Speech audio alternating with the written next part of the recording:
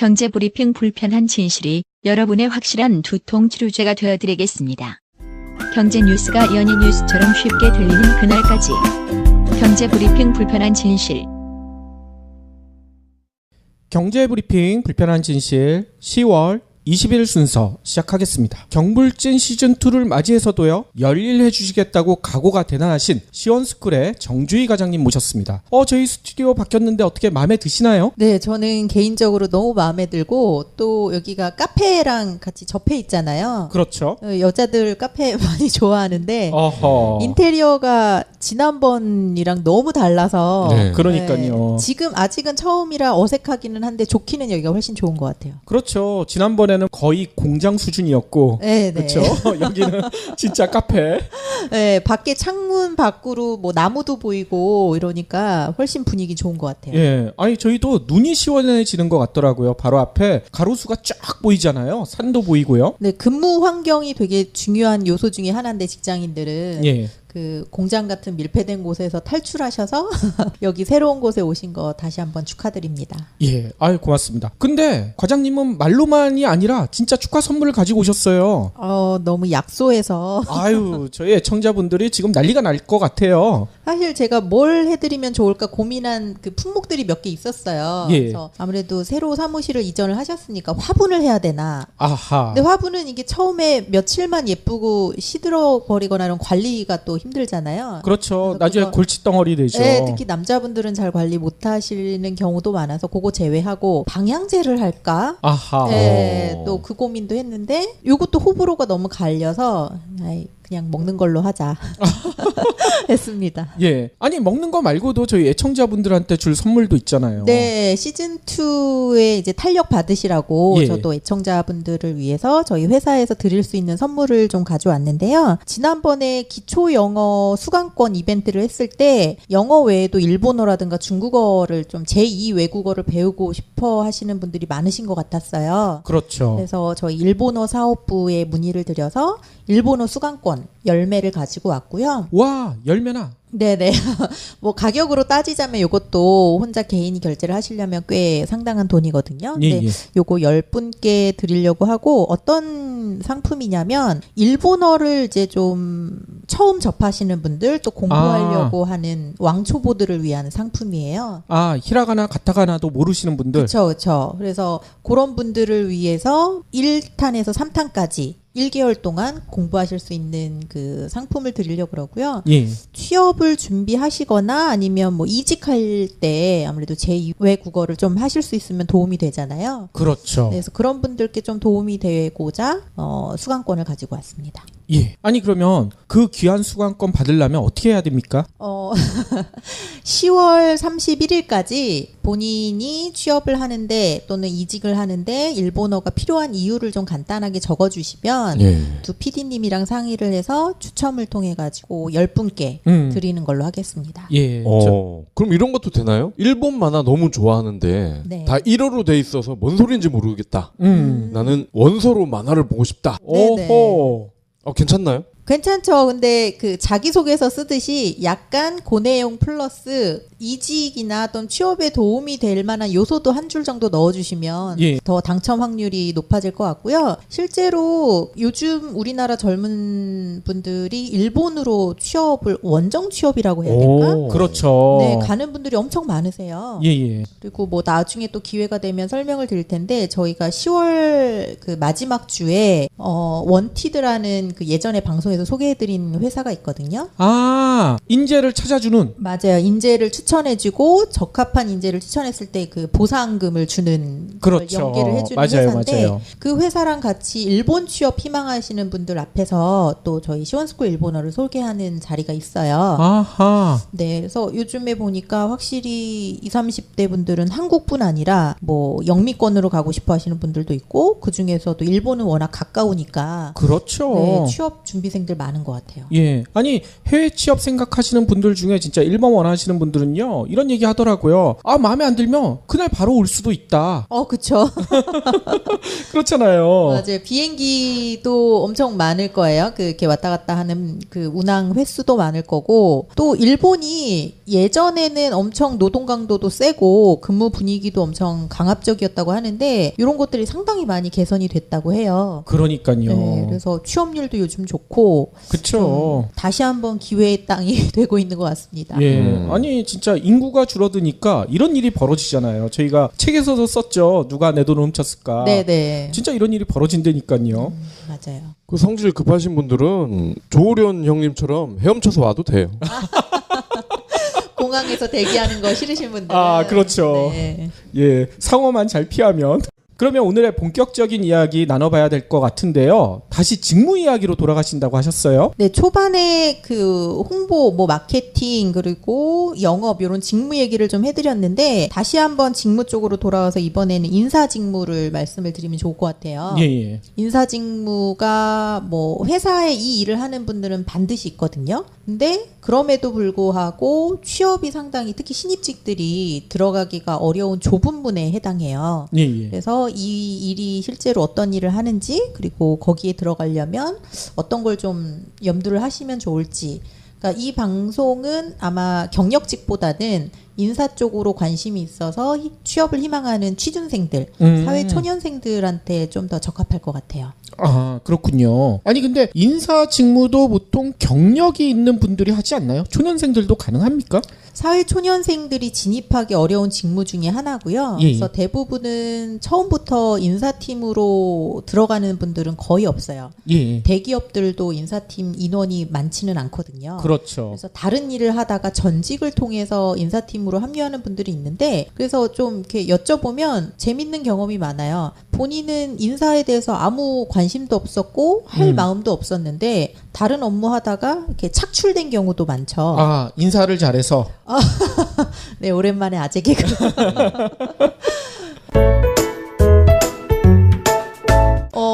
인사팀에는 중요한 일이기는 한데 사실 잡일이 되게 많아요. 그렇죠. 특히 총무까지 같이 갖고 있는 인사팀은 그야말로 잡일이 엄청 많기 때문에 그 회사 들어온 지 얼마 안 된 신입사원 중에 좀 빠릿빠릿하고 또릿또릿해 보인다 그러면 착출을 해가는 경우가 많거든요. 아하. 네, 그래서 그런 분들이 처음에는 아무것도 모르고 일을 시작하셨다가 점점 인사 직무의 매력을 느끼시면 이제 인사 전문가로 성장을 하시는 거고요. 그렇죠. 좀 해보다가 정말 안 맞는 것 같으면 다시 뭐 다른 직무 본인이 기존에 하던 걸로 되돌아가는 경우도 있고요. 아하.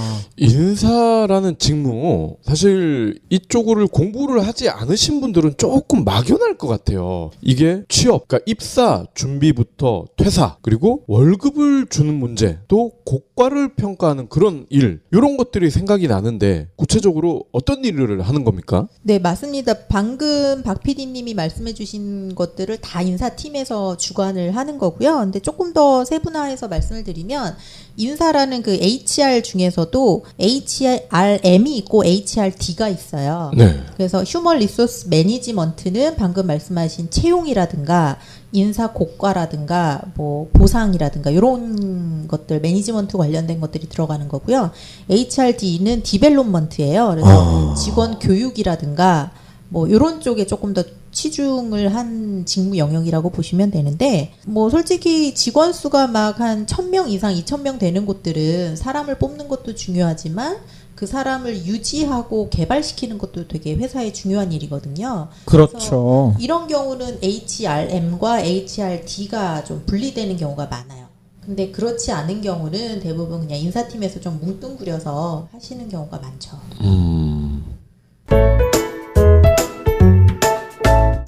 좀 더 뭐 보강 설명을 드리면 인사팀에서 뭐 가장 잘 하고 있는 것이 인재 채용이라든가 선발인데 이것도 단순히 채용 공고 내고 뭐 서류 전형해서 면접 보는 걸로만 끝나는 건 아니고요. 그 밑작업들이 상당히 많아요. 예를 들어서 어떤 사람을 뽑아야 되면 그 사람이 어느 직무에서 일을 할 건지를 알아야 되잖아요. 그렇죠. 그래서 그러면 그 직무에 필요한 스펙이라 그래야 될까? 어떤 능력을 이 사람이 갖춰야 될지를 파악을 하셔야 되는 거예요, 인사팀이. 예. 그래서 우리 회사에 뭐 예를 들어서 개발직에 사람이 새로 필요한데 우리 회사 지금 상황으로 봤을 때 신입이 필요할지 경력이 필요할지, 경력이라면 뭐 연봉을 고려를 해서 몇 년 차 정도가 적당할지 이런 것까지 다 고민을 하시고 고려를 해서 사람을 이제 선발을 하게 되는 거죠. 예. 그런데 뭐 경제나 경영 배우신 분들은 과목들 중에 인사 관리라고 있잖아요. 네. 이런 걸 꼭 들어야지 인사 업무를 할 수 있나요?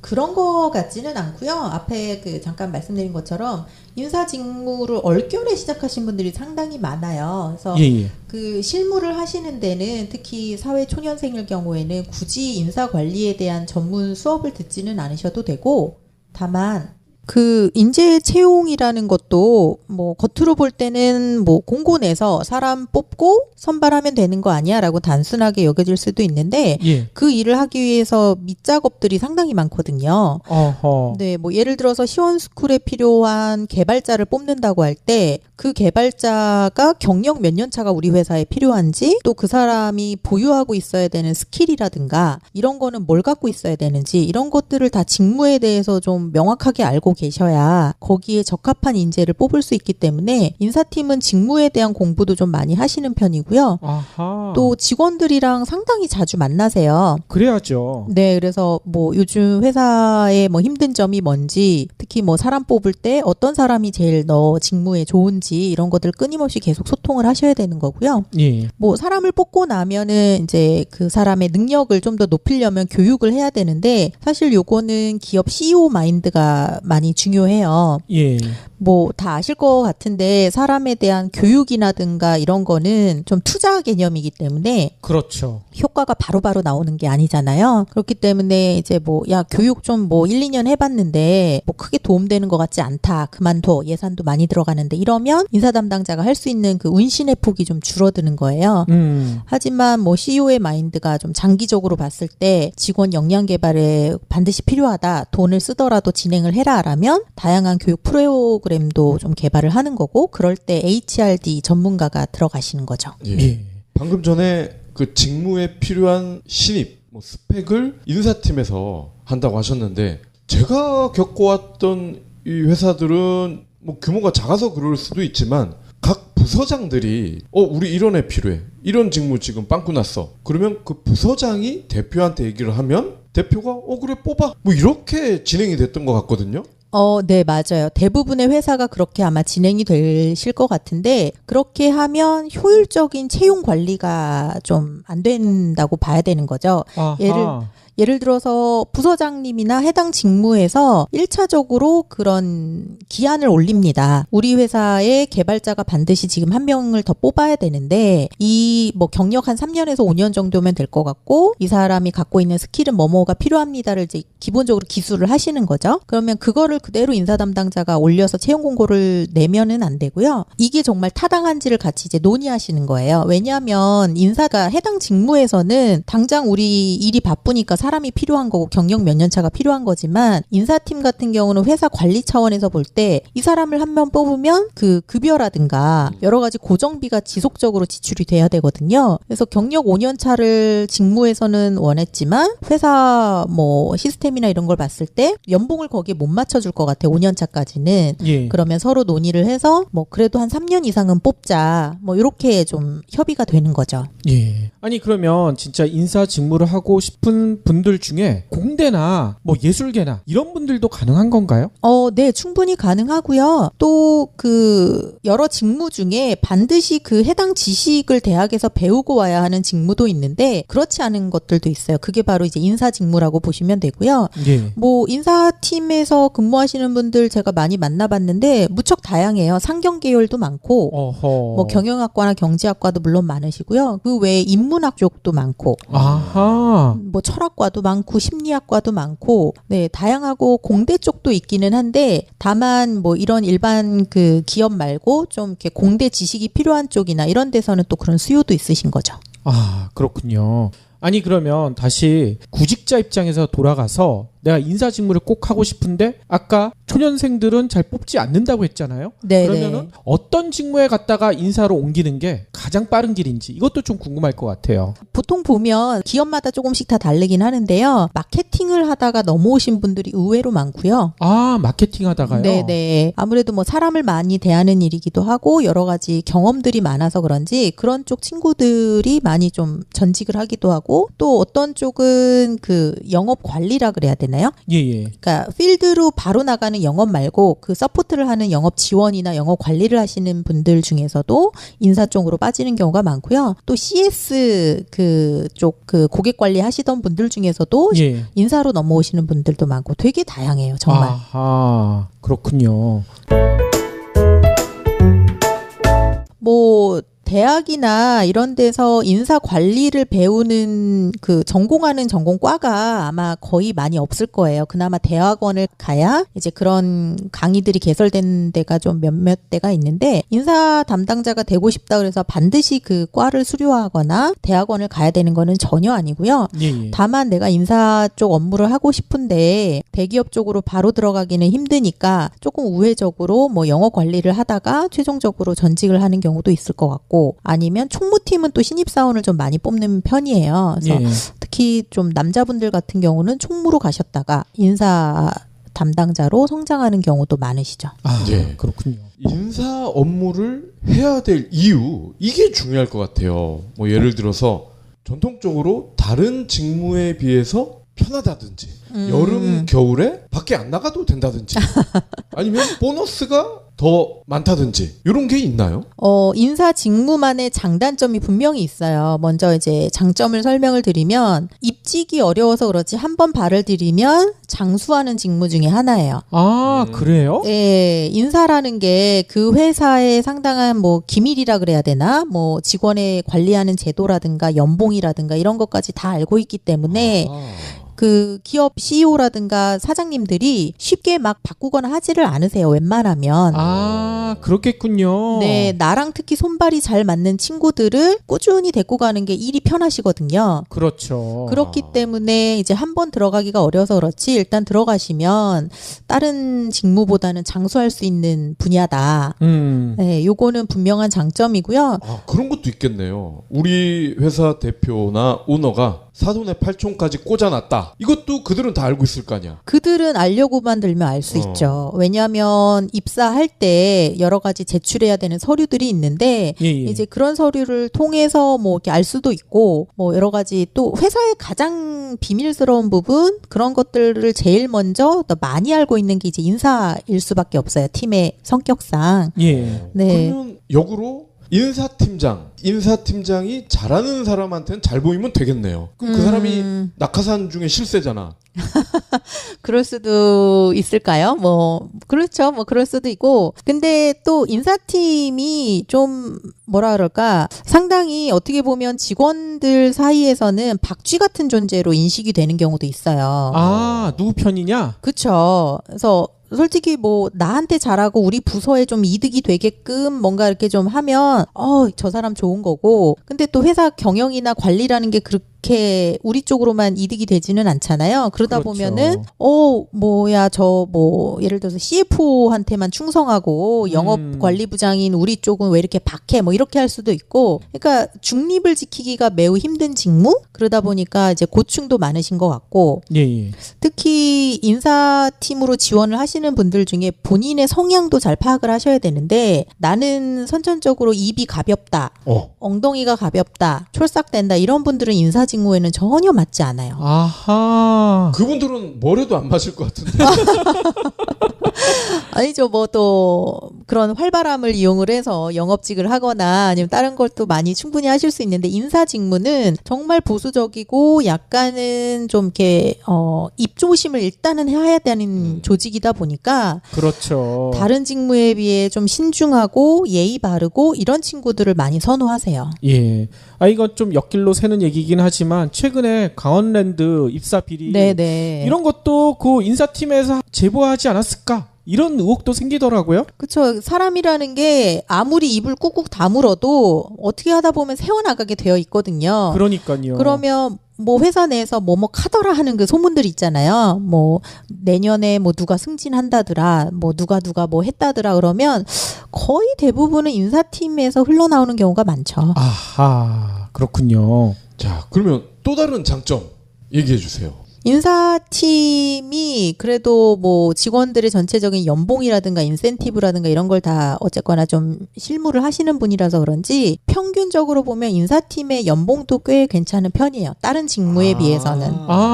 비교가 바로 그 사람들 할 수 있으니까. 네. 그렇다고 인사팀의 모든 사람들이 다른 사람의 연봉을 알 수 있는 건 절대 아니고요. 그 팀 몇 명 안에 급여를 담당하는 사람 그리고 인사팀장 정도는 알 수 있겠죠. 알려고 들면. 예, 예. 그래서 그런지 그래도 그 직원들 보다 아주 낮거나 이러진 않고 그래도 평균에서 평균 이상 정도는 되는 걸로 알고 있어요. 그렇군요. 어떻게 보면 뭐 재량권자다. 네, 말씀인 네. 것 같은데 이것도 아까랑 좀 비슷한 질문인데 고과를 평가를 할 때 부서장들이 일단 먼저 하지 않습니까? 네, 맞아요. 그러면 인사팀에서 하는 그 고과 평가 이건 어떻게 중복이 되는 건가요? 보통은 회사 전사적으로 그 기준이 있어요. 그 인사고과에 해당하는 프로그램이 있죠. 예를 들어서 5등급으로 나눈다. S부터 D등급이 있는데 S가 제일 가장 높은 점수를 받는데 회사 전체 비율로 볼 때 뭐 한 5%만 S등급을 준다. 뭐 이런 식으로 프로그램을 해서 부서장들한테 쫙 뿌려요. 거기에 S라인이 있어야 주는 거죠. 글쎄요. S라인이 있으면 받으실 수 있을지는 배 모르겠는데 나온 아재들은 D등급 받는 네, 거고. D등급 그런가? 그런 것 같은데. 제가 S라인이 아니어서 항상 그 등급을 받았나? 그렇게 이제 전사적인 그 기준을 마련을 해요, 인사팀에서. 그래서 그거를 부서장들한테 내려보내면 부서장이 자기네 팀원이나 부서원들을 그 등급에 맞춰서 이제 다 추려서 올려보냅니다, 위로. 그러면 다 추려졌는데 딱 나래비를 세워봤을 때 이쪽 영업부에서 S등급을 몇 명을 올렸는데 전사적으로 볼 때 비율이 좀 안 맞는다. 그러면 인사팀에서 좀 조정하십시오. 다시 내려보내죠. 예, 예. 예, 이제 그런 컨트롤을 이제 인사팀에서 하는 거라고 보시면 되고요. 그 직원 개개인마다 직접적으로 인사 고과를 매기는 건 팀장과 부서장이라고 보시면 돼요. 아하. 그리고 뭐 좋은 점 중에 하나 보면 이제 회사 워크숍을 가잖아요. 그 워크숍을 갈 때 그 사전에 미리 가서 현지 답사를 하셔야 되거든요. 그렇죠. 네, 그러면 뭐 국내 강원도 어디다 그러면은 뭐 총무 뭐 경력 몇 년 차 된 사람이 가는데 해외 워크숍 현지 답사는 꼭 인사팀장님이 가시더라고요. 뭐 당연하겠죠. 네. 그럼 지가 안 가도 되는데 굳이 지가 가는 거죠? 굳이 바쁘신데 뭘 몇 박 며칠 가시나 하는데 글쎄 그분들도 그런 재미가 좀 있으셔야 될 것 같고 또 사전 답사라고 하면 뭐 2박 3일 그렇게 가시지는 않고요. 업무 다 끝내놓고 밤 비행기 타고 가서 그 다음날 막 열심히 하루 동안 하다가 그 다음날 새벽 비행기 타고 오고 이런 경우가 이제 대부분이긴 하지만 그래도 해외 워크숍 현지 답사는 좀 부럽더라고요. 그렇죠. 그럼 그때 쌓인 마일리지는 누구 건가요? 회사마다 아마 다를 텐데 대부분 회사로 귀속시키는 경우가 많은 것 같고요. 마일리지를 회사로 귀속시킬 수가 있나 보죠? 회사 예를 들어서 뭐 법인카드로 그 항공 티켓을 다 구매를 하거나 하면 그럴 수 있지 않을까 싶고. 법인으로도 이 마일리지를 쌓을 수가 있나요? 죄송합니다. 제가 거기까지는 정확히 알지는 못하고요. 그렇군요. 아니 또 이런 재미도 있을 것 같아요. 각 회사마다 명절 선물 이거 결정을 인사부에서 할 것 같은데 네. 아무래도 자기가 필요한 거 결정하지 않겠어요? 그런 것도 종종 있어요. 그래서 예를 들어서 뭐 같은 가격대면 5만 원대에서 선물을 산다. 그러면 본인 취향에 따라서 와인을 고를 수도 있고 그렇죠. 5만 원 상당의 뭔가 뭐 약간의 한우를 할 수도 있고 그러니까 여러 가지 옵션을 선택하는 재량이 어쨌거나 인사팀에 있으니까 뭐 그런 것도 있고요. 그래서 근데 요거를 좀 악용해서 징계받는 사례도 있는 게 인사팀에서 그런 결정권이 있기 때문에 이제 외부에서 로비도 많이 와요. 자기네 물건 좀 선물로 해달라. 그렇죠, 맞습니다. 그리고 뭐 수량이 한두 개가 아니잖아요. 그렇죠. 전사 직원들 플러스 그 회사 관계자들한테까지 다 선물이 나가야 되기 때문에 그런 뭔가 로비 아닌 로비도 있는데 그런 거를 좀 철저히 관리를 하시는 것도 인사팀장의 덕목이죠. 그렇죠. 그런 거 있어요. 이마트만 해도 10개 사면 하나 그냥 주거든요. 그렇죠. 네네. 그러면 100개 사면 10개가 생기는 거 아니야. 이거 그냥 자기가 다 가져갈 수도 있겠어요. 그렇게 강큰 인사팀장은 아마 없을 거고요. 그렇죠. 이렇게 10개를 물론 받을 거예요. 그러면 그거는 이제 윗분들한테 먼저 분배를 합니다. 사장님 하나, 뭐 본부장님들 하나씩 그러고 나서 뭐 하나가 남는다. 그러면 요건 좀 제가 이렇게 하는 경우도 있는데 예. 아까 말씀드린 것처럼 인사팀 팀은 워낙 좀 이제 그 여러 가지 이슈들을 다뤄야 되니까 보는 눈들이 많아요. 그러겠죠. 그래서 더 몸 관리 조심하시기도 하고, 근데 사람이 털어서 먼지 안 나오는 경우는 거의 없잖아요. 예. 그래서 언제든지 좀 안 좋은 소리를 들을 수 있는 자리이기도 하고 좀 어려운 부분도 많은 자리예요. 그렇죠. 아까 이제 장수할 수 있는 직무다라고 하셨어요. 그러면은 회사 내부에서도 구조조정 여파에서 상대적으로 덜 위험하다 이렇게 볼 수도 있나요? 인사팀은 그런데요. 그 이유가 이제 뭐 크게 두 가지 정도인 것 같은데, 첫 번째가 아까 말씀드린 것처럼 그 실무를 진행을 해야 되는데 그 팀 먼저 칠 수는 없잖아요. 그렇죠. 네, 그렇기 때문에 뭐 이제 약간 장수하는 면도 있고, 두 번째는 이게 좀 더 현실적일 것 같은데, 기업에서 인사팀 인원을 그렇게 많이 확보해 두지가 않아요. 예. 그 월간 인사관리라는 전문 잡지가 있는데 거기서 한 몇 년 전에 조사를 한 걸 보니까 우리나라 뭐 기업에서 직원 수 1000명 정도 되는 기업에 인사팀이 평균 1.6% 전체. 그러니까 1000명이면 뭐 한 2명 정도 되려나요? 그만큼 소수 인력으로 꾸리다 보니까 뭐 칠만한 인력이 그렇게 여유가 있는 편은 아니에요. 아하. 그럼 굉장히 빡세겠는데요? 야근도 엄청 많고요. 또 뭐 아까 말씀드린 것처럼 CEO 마인드에 따라서 야, 우리 회사가 그래도 직원 1000명인데 채용이나 보상 전문으로 하는 사람도 있어야 되고, 또 뭐 직원 교육 전담하는 애도 있어야 되고 뭐 이러지 않겠냐 그러면 한 3-4명 정도가 되는 거고요. 그러지 않고 정말 기본적인 것만 한다 그러면 한 2-3명? 1000명인데도 2-3명? 이러면 할 일이 정말 많은 거죠. 그렇군요. 그거는 장점이면서 굉장한 또 단점이겠네요. 굉장한 단점이고요. 인사팀 하는 일들 보면은 좀 본인 적성에 안 맞으면 굉장히 지루한 일일 수가 있어요. 특히 예를 들어서 뭐 1000명 정도 되는데 인사팀 직원이 2-3명밖에 3-4명밖에 안 된다 그러면 다른 걸 뭘 할 염두가 안 나니까 맨날 하던 일 쳐내기 바쁘거든요. 아하. 네, 그러다 보니까 뭔가 커리어를 개발하거나 아니면 다른 기존에 없던 새로운 제도를 도입해서 우리 직원들한테 시행하거나 이런 재미를 좀 못 느낄 수도 있죠.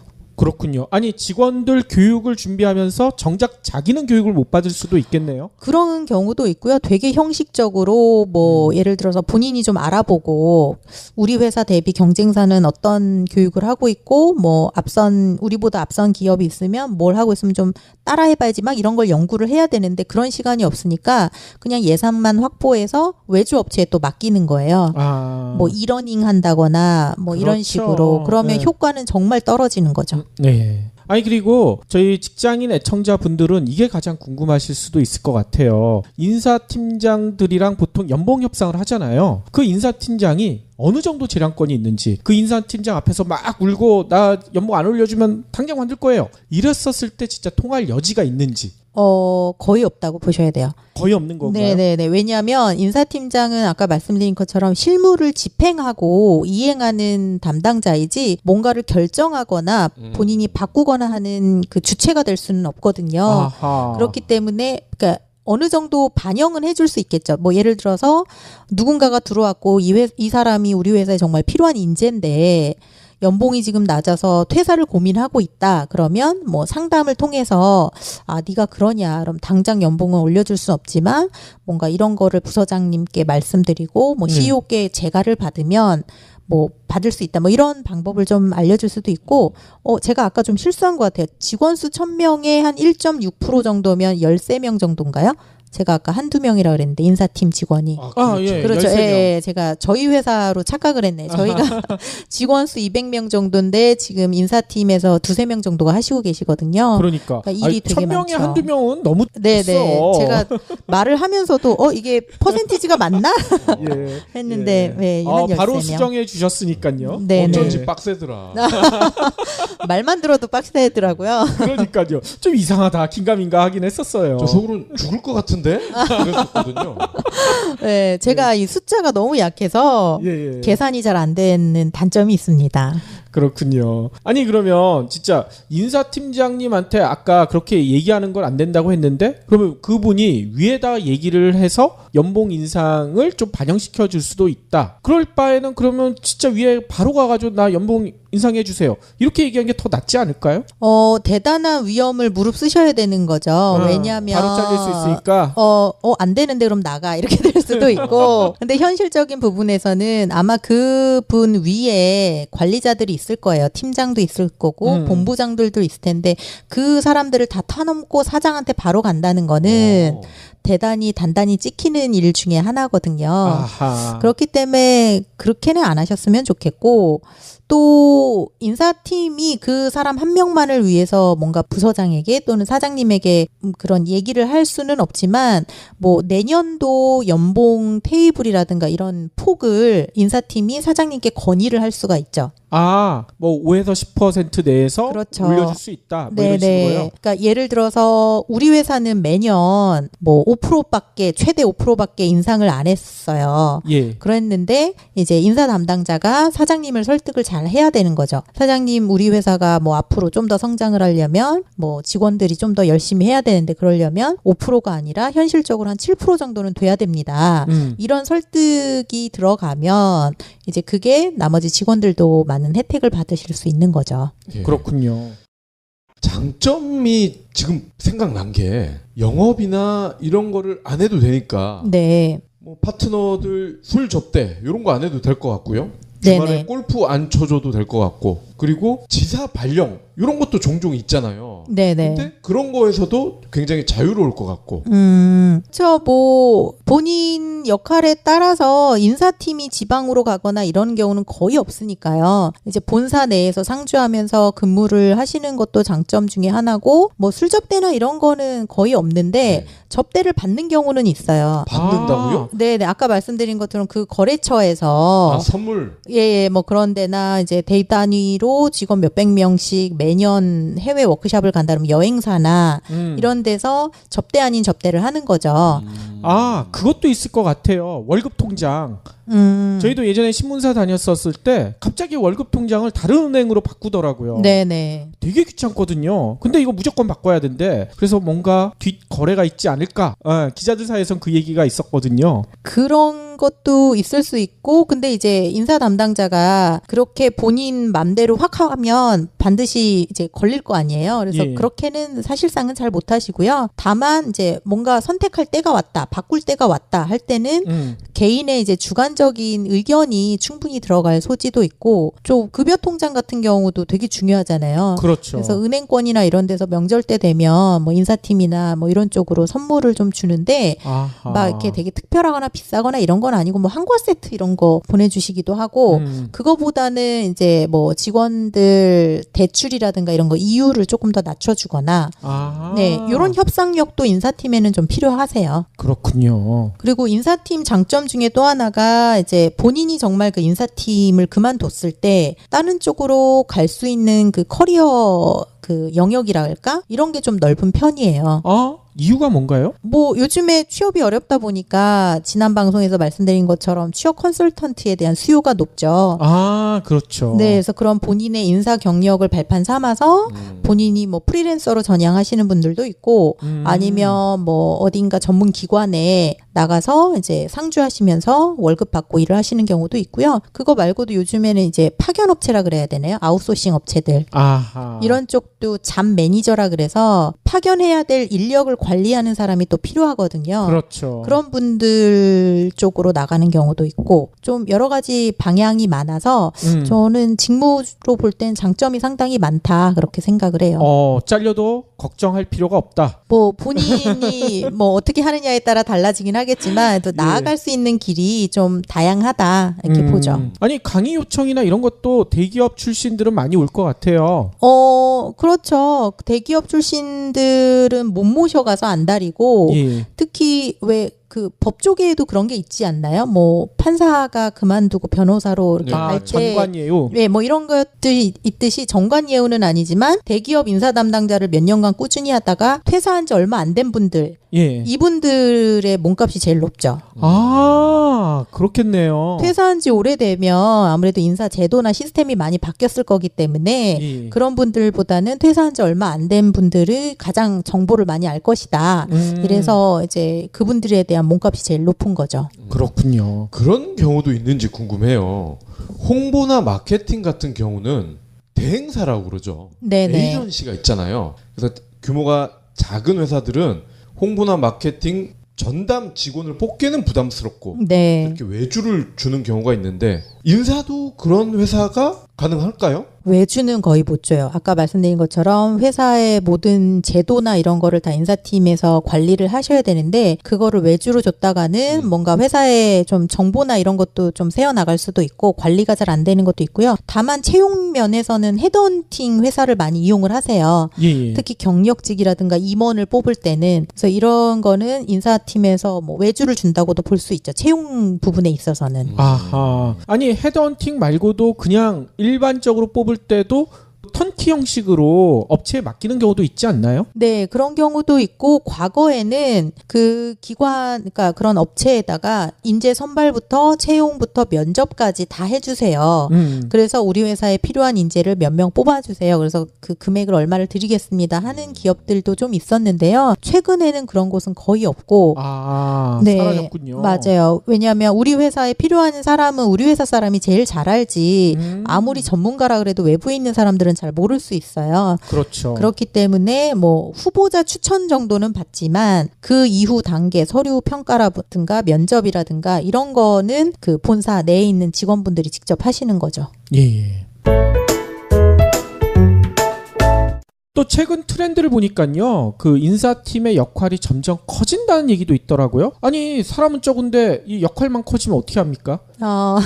직원 수가 많은 곳들은 이제 분명히 체계적으로 인사팀 내에서도 담당자가 다 나눠져 있어요. 그래서 전문 인력들을 많이 필요로 하는데 뭐 예전에 한 1980년대 제가 자료를 찾아보니까 그때는 인사팀이라는 명칭이 없었대요. 그냥 총무팀인 거죠. 아, 맞아요. 네네. 그래서 그쪽에서 뭐 채용도 진행하고 뭐 약간 그런 의전도 하고 뭐 이런 역할이 강했는데 점점 사람이 중요하다 이런 인식들이 이제 생기면서 90년대 들어서는 이제 뭐 우수 인재 확보가 무척 중요하다 우리 회사 발전할 때 그렇게 되면서 이제 인사팀이라는 공식 명칭이 생기기 시작한 거고요. 근데 또 2000년대에 넘어가다 보니까 뭐 사람 대량 해고에 대한 부분도 있었고 뭐 여러 가지들이 많은 거예요. 그러다 보니까 뭐 사람을 채용하는 것도 또 자르는 것도 이게 함부로 해서는 안 되니까 그때부터는 이제 인재 경영팀, 뭐 인재 개발팀 이런 식으로 좀 더 명칭도 전문화가 되는 그 추세인 거죠. 아, 그렇군요. 그래서 인사 직무는 아마 뭐 시대가 변해도 상당히 기업의 중요한 역할 중에 하나일 것 같고요. 그래서 인사 관련된 그 영화들도 꽤 많이 있어요. 어떤 영화가 있습니까? 개봉된 지는 오래됐는데 그 2010년에 인디 에어라는 영화가 있는데 이게 좀 소재가 재밌어요. 해고 전문가가 나오는데 그게 조지 클루니거든요. 어이, 그렇게 멋진 사람이 해고를 한다고요? 네, 멋지게 수트를 입고 가방을 들고 가서 누군가가 회사에서 저 사람을 잘라야 된다 그러면 이 사람을 파견을 보내는 거예요. 아하. 그러면 그분이 가서 아주 멋지게 해고 통보를 하시는 거죠. 아, 내 손에 피 묻히기 싫으니까 조지 네, 클루니를 뭐, 시키는 거군요. 네네, 이제 그런 내용인데, 그런데 그 해고 전문 회사에 신입사원이 들어왔어요. 아주 똑똑한 여직원이 들어왔는데, 그 직원이 그 프로그램을 개발을 한 거예요. 사람이 직접 출장 가서 얼굴 보고 해고 사실을 알리는 거는 너무 비효율적이다. 예. 이제 시스템으로 화상으로 통보하면 된다. 그게 더 잔인한데? 그렇죠. 근데 회사에서는 이제 비용적인 면 때문에 이 여직원이 개발한 시스템을 도입을 했어요. 그래서 처음에는 잘 돌아가는 듯 하다가 예. 나중에 결국은 대단한 반발이 많았죠. 그러겠네요. 뭐 이제 해고를 통보받는 사람들 입장에서는 내가 이 회사를 위해서 몇십 년을 일했는데 어떻게 뭐 화상으로 그냥 해고 사실을 날릴 수 있느냐, 나 못 나간다, 막 이런 것도 있고, 그래서 이게 비용만 따져서는 안 되구나. 그래서 다시 한번 조지 클루니가 멋지게 그 역할을 하는 선임으로 나오는 영화가 있는데요. 이런 거 보시면 아마 인사 담당자는 본인이 직접 하셔야 되는 업무랑 연관이 되기 때문에 그러니까요. 좀 재미삼아 도움 삼아 한번 보시면 좋을 것 같아요. 아니 근데 그거는 국내 상황보다는 좀 나은 것 같아요. 국내에서는 그냥 문자 메시지로 해고 통보하는 경우들도 있잖아요. 그거는 정말 나가는 사람한테 또 한 번의 더 큰 절망을 주는 것 같아요. 그러니까요. 내보낼 때 얼마나 좀 잘 대우를 하고 인간적인 대우랄까 뭐 이런 말 한마디라도 하느냐에 따라서 좋은 마음을 가지고 떠나는 분들도 있고 정말 막 복수심을 이 회사 얼마나 잘 되는지 내 지켜볼 거야 그러니까 하는 분들도 있고 그렇기 때문에 인사 담당자의 역할이 어쨌거나 상당히 중요하죠. 예. 박근혜 때 황교안도 문자로 해고 통보 받았었잖아요. 예. 아니 지가 그렇게 시켰으니까 지도 똑같이 당한 거 아니겠어요. 그 해고 통지 받았는데도 지도 시계 만들고. 뭐 이제 그 인사 담당자의 고충 중에 또 하나가 경험을 오래 하신 분들 보면은 IMF 때가 제일 힘들었대요. 그러겠죠. 왜냐하면 바로 어제까지만 해도 같이 근무하던 동료였는데 예. 내가 뭐라고 이 사람들 블랙리스트라고 해야 되나? 퇴사자 명단을 본인이 만들고 본인이 통보를 해야 되고 내보내야 되고 이게 너무 정신적으로 힘들었다고 하시던데 인사 담당자분들 아마 좀 이런 현실적인 어려움도 있으실 거예요. 그렇죠. 아니 그때 누가 수기 쓴 거 보니까 그런 내용이 있더라고요. 어떤 분도 그 모 은행이었는데 인사 담당자한테 직원들이 와서 막 항의를 한 거예요. 어떻게 네가 블랙리스트를 만들 수 있냐 뭐 해가지고 막 깨부시고 막 그랬는데 그 인사 담당자가 그 블랙리스트 안에 내 이름도 있다. 그러니까 잠잠해졌다고 하더라고요. 그래서 그때 많이 고민하고 그 일을 그만두신 분들도 많다고 들었어요. 그러니까요. 이렇게까지는 내가 참아 못하겠다. 내가 먼저 그냥 그만둬야겠다 하신 분들도 있는데 또 인사의 역할상 또 너무 감정적으로 그렇게 할 수도 없으니까 대신에 반드시 대량 해고가 있어야 된다면 그분들을 위한 뭔가 프로그램이라든가 이런 것들을 윗분께 말씀드려서 그렇죠. 마련을 해주시면 좋죠. 예.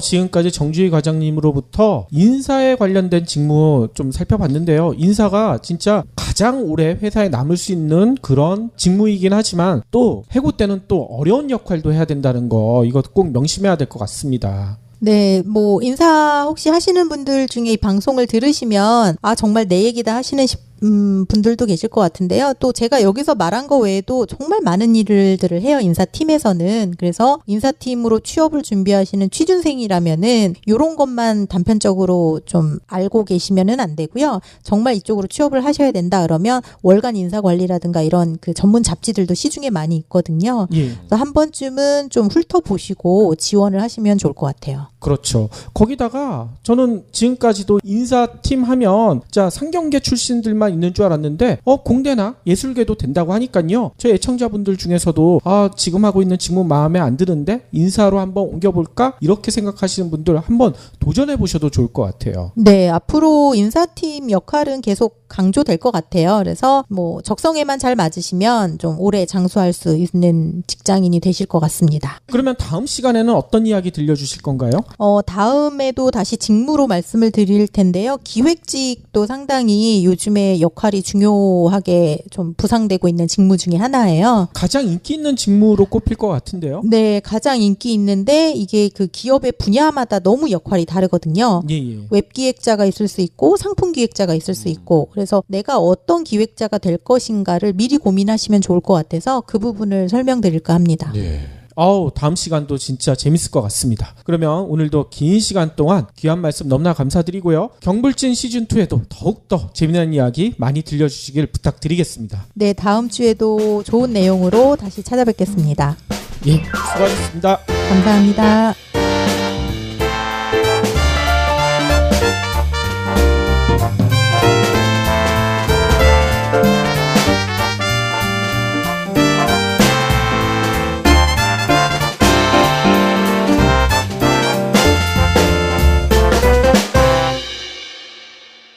경제브리핑 불편한 진실 완주해 주셔서 감사합니다.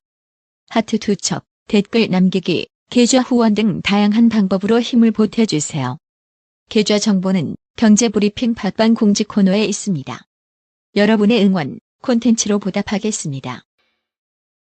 써서 뭔 소리인지 모르겠다. 음. 나는 원서로 만화를 보고 싶다. 네네. 오호.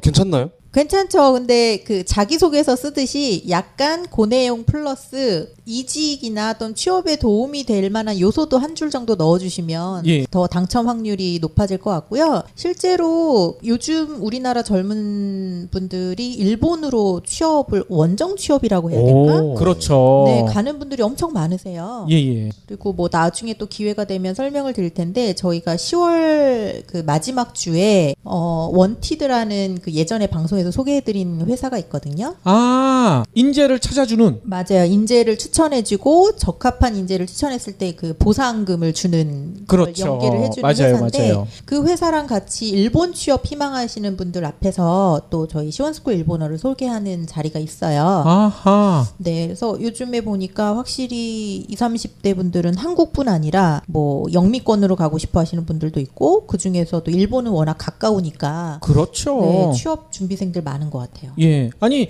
해외 취업 생각하시는 분들 중에 진짜 일본 원하시는 분들은요, 이런 얘기 하더라고요. 아, 마음에 안 들면 그날 바로 올 수도 있다. 그쵸. 그렇잖아요. 맞아요. 비행기도 엄청 많을 거예요. 그 이렇게 왔다 갔다 하는 그 운항 횟수도 많을 거고 또 일본이 예전에는 엄청 노동 강도도 세고 근무 분위기도 엄청 강압적이었다고 하는데 이런 것들이 상당히 많이 개선이 됐다고 해요. 그러니까요. 네, 그래서 취업률도 요즘 좋고 그쵸. 다시 한번 기회의 땅이 되고 있는 것 같습니다. 예. 아니, 진짜 인구가 줄어드니까 이런 일이 벌어지잖아요. 저희가 책에서도 썼죠. 누가 내 돈을 훔쳤을까. 네네. 진짜 이런 일이 벌어진다니까요. 맞아요. 그 성질 급하신 분들은 조련 형님처럼 헤엄쳐서 와도 돼요. 공항에서 대기하는 거 싫으신 분들. 아, 그렇죠. 네. 예. 상어만 잘 피하면. 그러면 오늘의 본격적인 이야기 나눠봐야 될 것 같은데요. 다시 직무 이야기로 돌아가신다고 하셨어요. 네, 초반에 그 홍보, 뭐 마케팅 그리고 영업 이런 직무 얘기를 좀 해드렸는데 다시 한번 직무 쪽으로 돌아와서 이번에는 인사 직무를 말씀을 드리면 좋을 것 같아요. 예. 인사 직무가 뭐 회사에 이 일을 하는 분들은 반드시 있거든요. 근데 그럼에도 불구하고 취업이 상당히 특히 신입직들이 들어가기가 어려운 좁은 분에 해당해요. 예. 그래서 이 일이 실제로 어떤 일을 하는지 그리고 거기에 들어가려면 어떤 걸 좀 염두를 하시면 좋을지. 그러니까 이 방송은 아마 경력직보다는 인사 쪽으로 관심이 있어서 취업을 희망하는 취준생들, 사회 초년생들한테 좀 더 적합할 것 같아요. 아, 그렇군요. 아니, 근데 인사 직무도 보통 경력이 있는 분들이 하지 않나요? 초년생들도 가능합니까?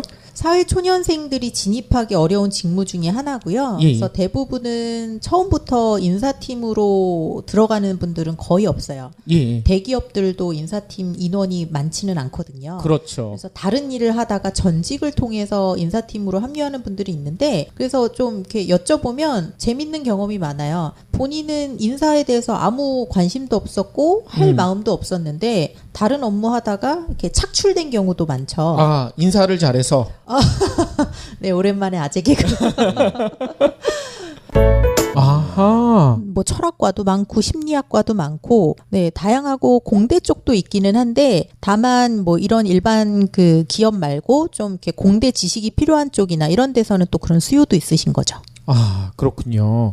아니, 그러면 다시 구직자 입장에서 돌아가서 내가 인사 직무를 꼭 하고 싶은데 아까 초년생들은 잘 뽑지 않는다고 했잖아요. 네. 그러면은 어떤 직무에 갔다가 인사로 옮기는 게 가장 빠른 길인지 이것도 좀 궁금할 것 같아요. 보통 보면 기업마다 조금씩 다 다르긴 하는데요. 마케팅을 하다가 넘어오신 분들이 의외로 많고요. 아, 마케팅 하다가요? 네네. 아무래도 뭐 사람을 많이 대하는 일이기도 하고 여러 가지 경험들이 많아서 그런지 그런 쪽 친구들이 많이 좀 전직을 하기도 하고 또 어떤 쪽은 그 영업 관리라 그래야 되나요?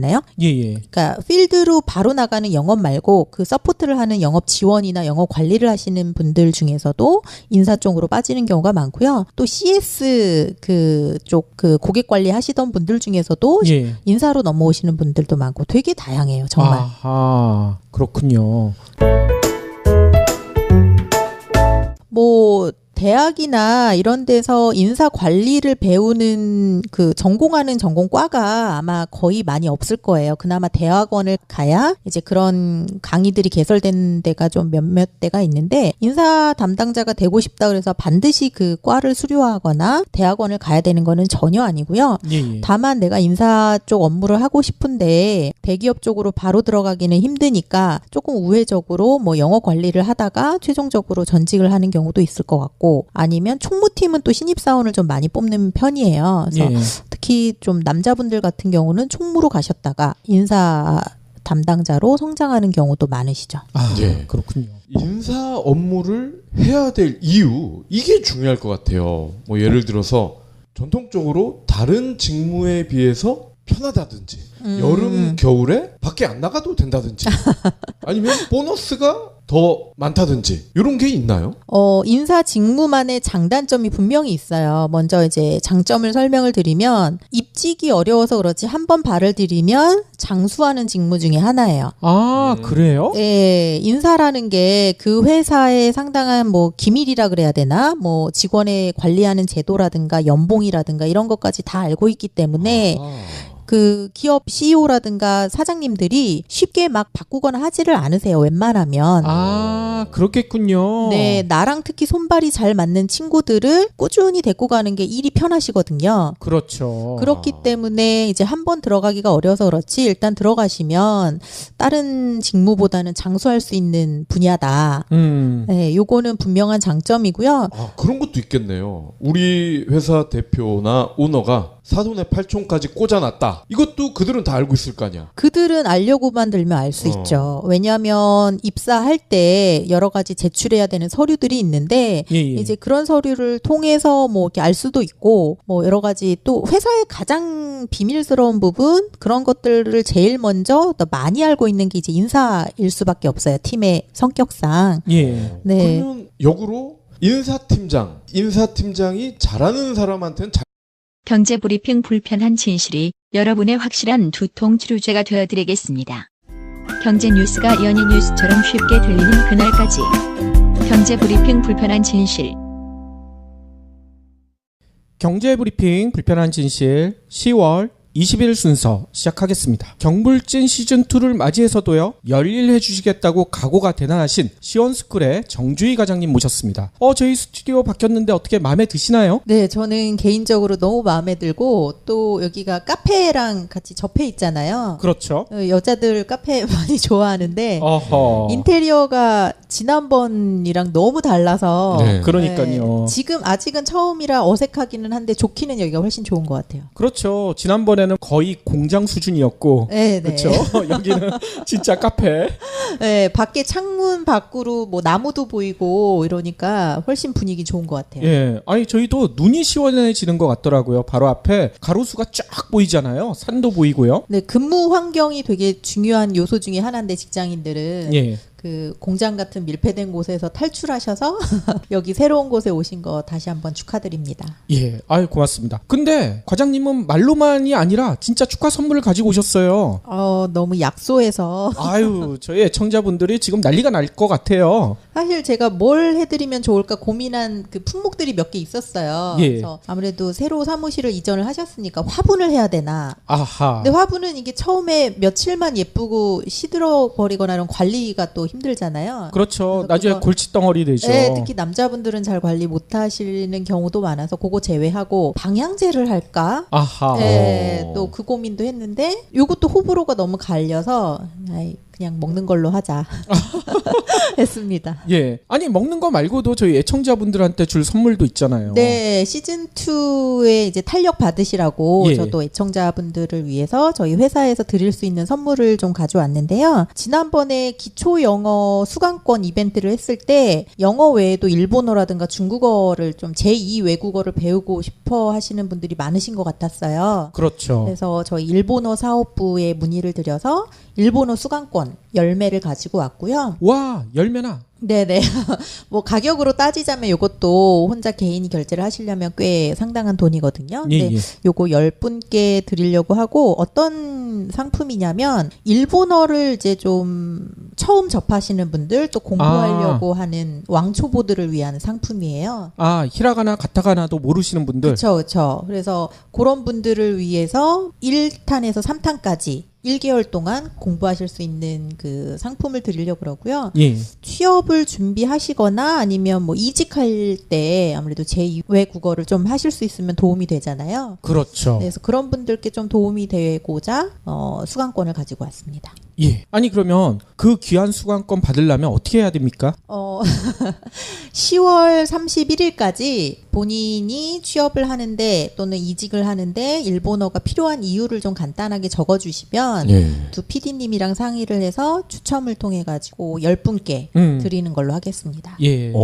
그럼 이런 것도 되나요? 일본 만화 너무 좋아하는데 네. 다 1어로 돼 있을 될 수도 있는데 예. 그 일을 하기 위해서 밑작업들이 상당히 많거든요. 어허. 네, 뭐 예를 들어서 시원스쿨에 필요한 개발자를 뽑는다고 할 때 그 개발자가 경력 몇 년 차가 우리 회사에 필요한지 또 그 사람이 보유하고 있어야 되는 스킬이라든가 이런 거는 뭘 갖고 있어야 되는지 이런 것들을 다 직무에 대해서 좀 명확하게 알고 계셔야 거기에 적합한 인재를 뽑을 수 있기 때문에 인사팀은 직무에 대한 공부도 좀 많이 하시는 편이고요. 아하. 또 직원들이랑 상당히 자주 만나세요. 그래야죠. 네, 그래서 뭐 요즘 회사의 뭐 힘든 점이 뭔지, 특히 뭐 사람 뽑을 때 어떤 사람이 제일 너 직무에 좋은지 이런 것들 끊임없이 계속 소통을 하셔야 되는 거고요. 예. 뭐 사람을 뽑고 나면은 이제 그 사람의 능력을 좀 더 높이려면 교육을 해야 되는데 사실 요거는 기업 CEO 마인드가 많이 중요해요. 예. 뭐 다 아실 것 같은데 사람에 대한 교육이라든가 이런 거는 좀 투자 개념이기 때문에 그렇죠. 효과가 바로바로 나오는 게 아니잖아요. 그렇기 때문에 이제 뭐 야 교육 좀 뭐 1, 2년 해봤는데 뭐 크게 도움되는 것 같지 않다. 그만둬. 예산도 많이 들어가는데 이러면 인사 담당자가 할 수 있는 그 운신의 폭이 좀 줄어드는 거예요. 하지만 뭐 CEO의 마인드가 좀 장기적으로 봤을 때 직원 역량 개발에 반드시 필요하다. 돈을 쓰더라도 진행을 해라라면 다양한 교육 프로그램도 좀 개발을 하는 거고 그럴 때 HRD 전문가가 들어가시는 거죠. 예. 예. 방금 전에 그 직무에 필요한 신입 뭐 스펙을 인사팀에서 한다고 하셨는데 제가 겪어왔던 이 회사들은 뭐 규모가 작아서 그럴 수도 있지만 각 부서장들이 우리 이런 애 필요해. 이런 직무 지금 빵꾸 났어. 그러면 그 부서장이 대표한테 얘기를 하면 대표가 그래 뽑아. 뭐 이렇게 진행이 됐던 것 같거든요. 네, 맞아요. 대부분의 회사가 그렇게 아마 진행이 되실 것 같은데, 그렇게 하면 효율적인 채용 관리가 좀 안 된다고 봐야 되는 거죠. 아하. 예를 들어서 부서장님이나 해당 직무에서 1차적으로 그런 기한을 올립니다. 우리 회사의 개발자가 반드시 지금 한 명을 더 뽑아야 되는데 이 뭐 경력 한 3년에서 5년 정도면 될 것 같고 이 사람이 갖고 있는 스킬은 뭐뭐가 필요합니다를 이제 기본적으로 기술을 하시는 거죠. 그러면 그거를 그대로 인사 담당자가 올려서 채용 공고를 내면은 안 되고요. 이게 정말 타당한지를 같이 이제 논의하시는 거예요. 왜냐하면 인사가 해당 직무에서는 당장 우리 일이 바쁘니까 사람이 필요한 거고 경력 몇 년 차가 필요한 거지만 인사팀 같은 경우는 회사 관리 차원에서 볼 때 이 사람을 한 명 뽑으면 그 급여라든가 여러 가지 고정비가 지속적으로 지출이 돼야 되거든요. 그래서 경력 5년 차를 직무에서는 원했지만 회사 뭐 시스템이나 이런 걸 봤을 때 연봉을 거기에 못 맞춰줄 것 같아요. 5년 차까지는. 예. 그러면 서로 논의를 해서 뭐 그래도 한 3년 이상은 뽑자. 뭐 이렇게 좀 협의가 되는 거죠. 예. 아니 그러면 진짜 인사 직무를 하고 싶은 분들 중에 공대나 뭐 예술계나 이런 분들도 가능한 건가요? 네, 충분히 가능하고요. 또 그 여러 직무 중에 반드시 그 해당 지식을 대학에서 배우고 와야 하는 직무도 있는데 그렇지 않은 것들도 있어요. 그게 바로 이제 인사 직무라고 보시면 되고요. 예. 뭐 인사팀에서 근무하시는 분들 제가 많이 만나봤는데 무척 다양해요. 상경 계열도 많고 어허. 뭐 경영학과나 경제학과도 물론 많으시고요. 그 외에 인문학 쪽도 많고.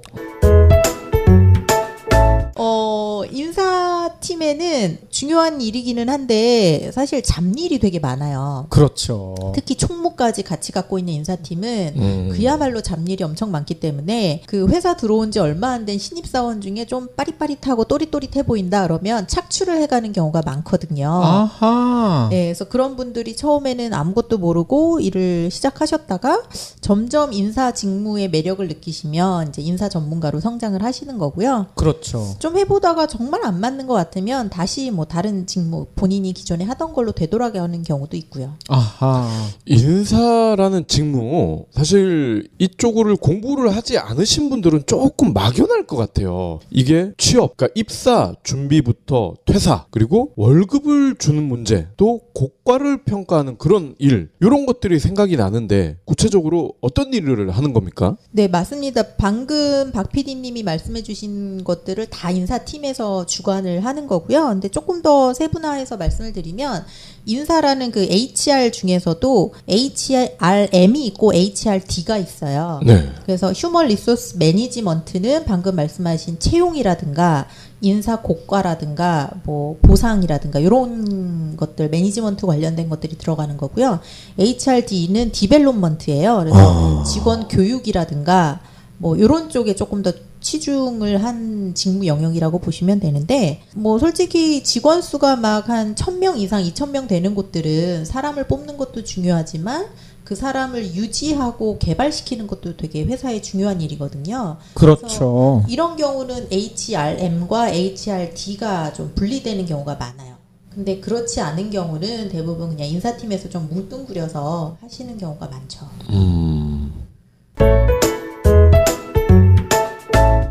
좀 더 뭐 보강 설명을 드리면 인사팀에서 뭐 가장 잘 하고 있는 것이 인재 채용이라든가 선발인데 이것도 단순히 채용 공고 내고 뭐 서류 전형해서 면접 보는 걸로만 끝나는 건 아니고요. 그 밑작업들이 상당히 많아요.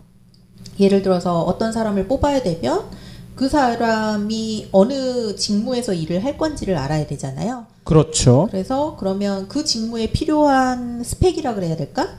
어떤 능력을 이 사람이 갖춰야 될지를 파악을 하셔야 되는 거예요, 인사팀이. 예. 그래서 우리 회사에 뭐 예를 들어서 개발직에 사람이 새로 필요한데 우리 회사 지금 상황으로 봤을 때 신입이 필요할지 경력이 필요할지, 경력이라면 뭐 연봉을 고려를 해서 몇 년 차 정도가 적당할지 이런 것까지 다 고민을 하시고 고려를 해서 사람을 이제 선발을 하게 되는 거죠. 예. 그런데 뭐 경제나 경영 배우신 분들은 과목들 중에 인사 관리라고 있잖아요. 네. 이런 걸 꼭 들어야지 인사 업무를 할 수 있나요? 그런 거 같지는 않고요. 앞에 그 잠깐 말씀드린 것처럼 인사 직무를 얼결에 시작하신 분들이 상당히 많아요. 그래서 예. 그 실무를 하시는 데는 특히 사회 초년생일 경우에는 굳이 인사 관리에 대한 전문 수업을 듣지는 않으셔도 되고, 다만 그 인재 채용이라는 것도 뭐 겉으로 볼 때는 뭐 공고 내서 사람 뽑고 선발하면 되는 거 아니야라고 단순하게 여겨질